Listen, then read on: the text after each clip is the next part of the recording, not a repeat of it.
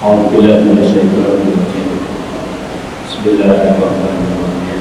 إن الحمد لله نحمده ونستعينه ونستغفره ونعوذ بالله من شرور أنفسنا ومن سيئات أعمالنا. من يهد الله فهو المهتدي ومن يضلل فلا هادي له. أشهد أن لا إله إلا الله وأشهد أن محمدا رسول الله. اللهم صل وسلم وبارك على محمد وعلى آله وصحبه أجمعين. أما بعد. اللهم انفعنا بما علمتنا وعلمنا ما ينفعنا. آمين. السلام عليكم ورحمة الله وبركاته. Alhamdulillah wa syukurillah alhamdulillah khususnya dengan Mas Jalian kita lakukan pada siang ini kajian Tauhid Asma wa Sifat. Siang ini kita akan mengkaji Allah disebut dengan nama Ar-Rafiq. Ar-Rafiq itu dimana yang maha lembut, yang maha lembut itu juga di dalamnya dimana yang mudah atau memudahkan, yang berhati-hati, yang tidak tergesa-gesa dalam setiap urusan. Dan nama Allah ini mengandung sifat yang sempurna, maha lembut dengan kelembutan yang sempurna, maha memudahkan dengan memudahkan yang sempurna, kehati-hatian juga. Jemaah sekalian, di dalam satu hadis riwayat Muslim, hadis ini dari Amrah binti Abdurrahman Aisyah.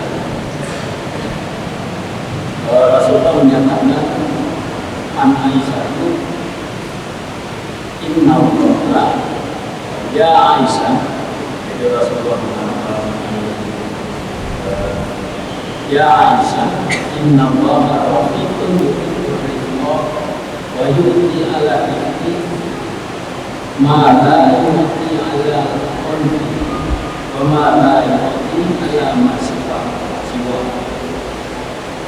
Wahai Aisyah, sesungguhnya Allah itu maha lembut, lagi maha mencintai kelembutan.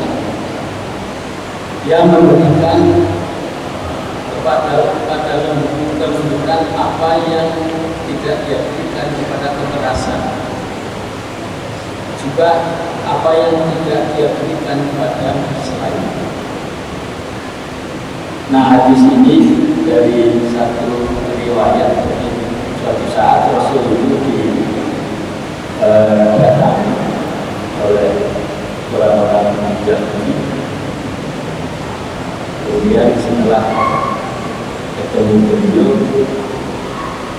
waktu beliau ketemu dia, orang Yahudi itu mengucapkan salamnya dengan mengucapkan, ya bukan salam, tapi dia mengucapkan Assalamualaikum.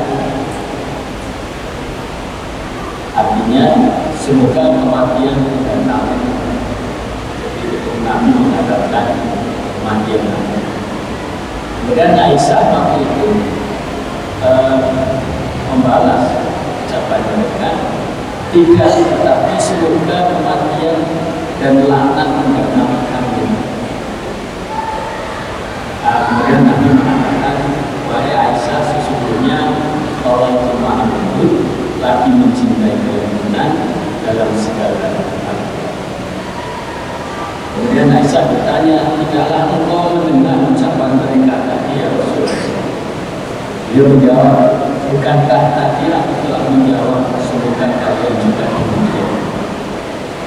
Jadi ketika orang Yahudi mengatakan kepada Nabi, semoga kematian mendatangimu, kemudian Nabi menjawab yang sama. Kembali nama Arif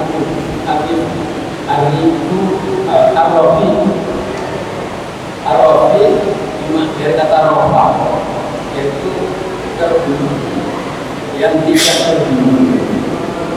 Jadi Arafah itu makhluk itu bermakna yang tidak terburu atau tidak tergesa-gesa, yang dia berhati-hati dan dia mudah untuk memudahkan. Kemudian Allah yang maha lembut itu meliputi dia lembut di dalam kodok-kodok yang dia tetapkan terhadap alam dan seisinya ini.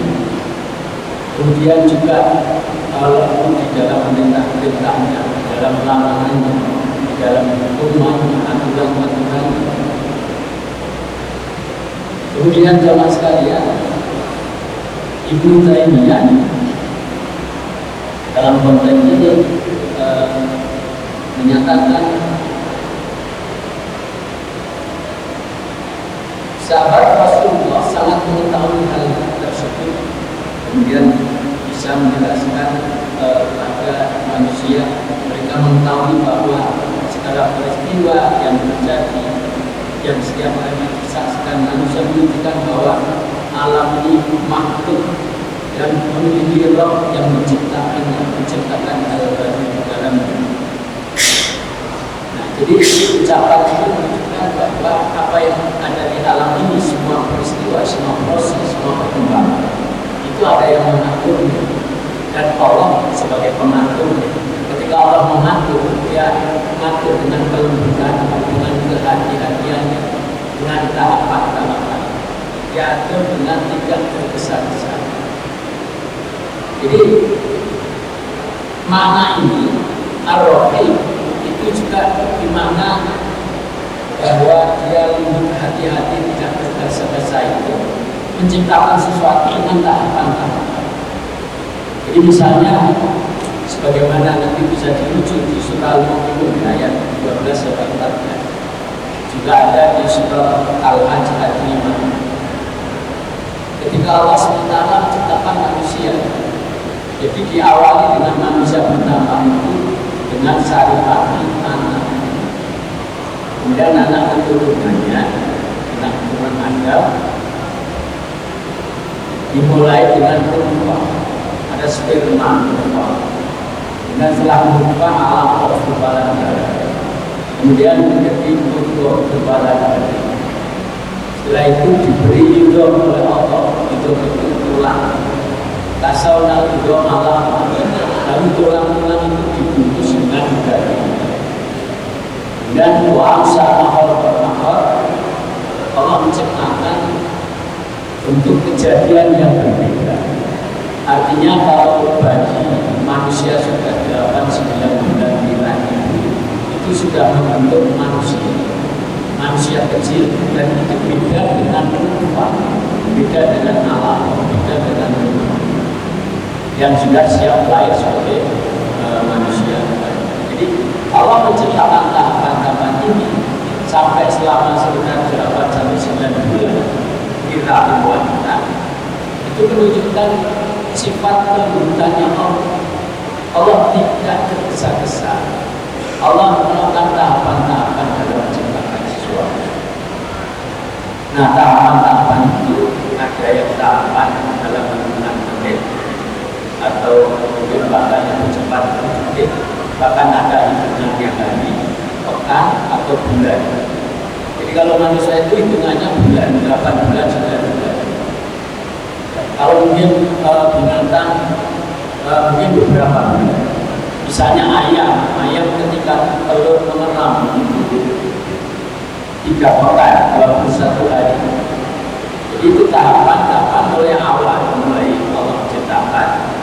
Kemudian jadilah apa yang dikehendaki Allah. Tanaman juga demikian. Jadi misalnya kita menanam padi, gabah, biji padi itu ditanamkan, kemudian 3-4 bulan itu baru panen. Itu tahapannya 3-4 bulan. Kemudian kalau misalnya pohon jati, kalau ingin panen kayunya, ya kita menanam benih jati sampai dia bisa dipanen kayunya itu puluhan tahun, 10-20 tahun. Makanya ini tahapannya bukan. Nah, tahapan-tahapan ini juga menunjukkan Allah itu maha lembut, jadi tidak tergesa-gesa di dalam menciptakan sesuatu. Nah, jemaah rahmatullah,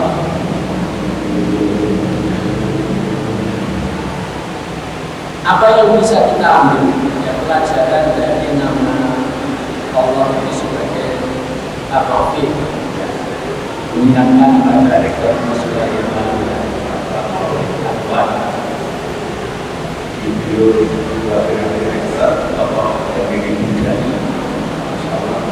Jadi kalau kita ceritakan dengan nama itu pas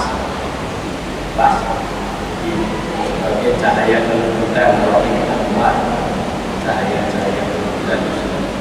Semoga Allah menerima amal terakhir teman sekalian, di dalam beberapa hadis Nabi menyatakan, dari hadis ini kita nanti bisa ambil hikmah.